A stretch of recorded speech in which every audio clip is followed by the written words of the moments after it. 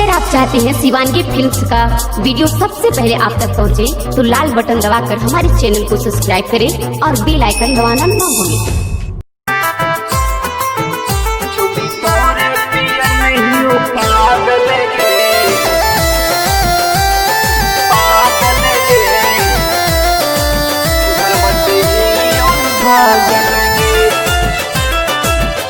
Mix by चंद्रप्रिय।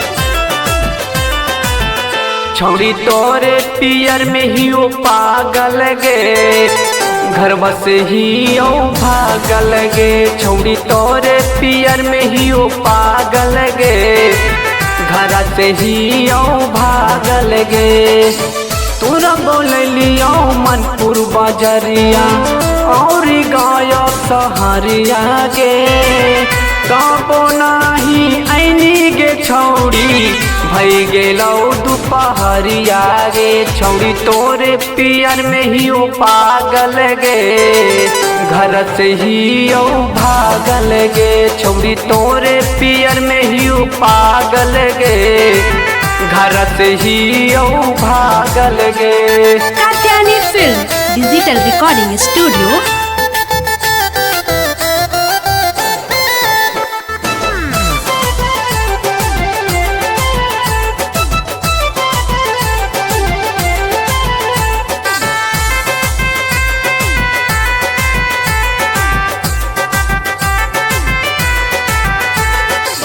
तोरा संगे जिंदगी बितैबौ कैले रहनी कररिया गे। अबे हमरा लगा छौड़ी चराबे पड़तौ बकरिया गे, बकरिया गे। तोरा संगे जिंदगी बितैबौ कैले रहनी कररिया गे। अबे हमरा लगा छौड़ी चराबे पड़तौ बकरिया गे। छौड़ी तोरे फेरा में रहलियोगे, बापे के पैसा उड़ैलियोगे। छौड़ी तोरा फेरा में रहलियोगे, बापे के पैसा उड़ैलियोगे।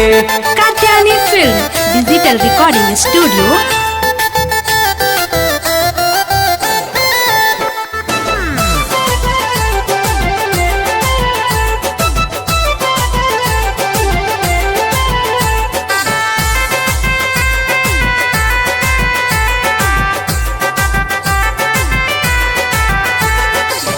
सूरत सावरिया जय दीवाना से कैले रहलू प्यार गे।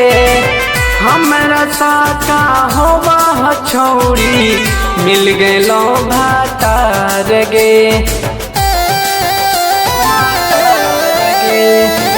सूरत सावरिया जय दीवाना से कैले रहलू प्यार गे। हमरा के सक होवा छौड़ी मिल गेलो भातार गे। छौड़ी तोरे पियर में ही ओ पागल गे, घर बस ही ओ भागल गे। छौड़ी तोरे पियर में ही ओ पागल गे, घर से ही ओ भागल गे।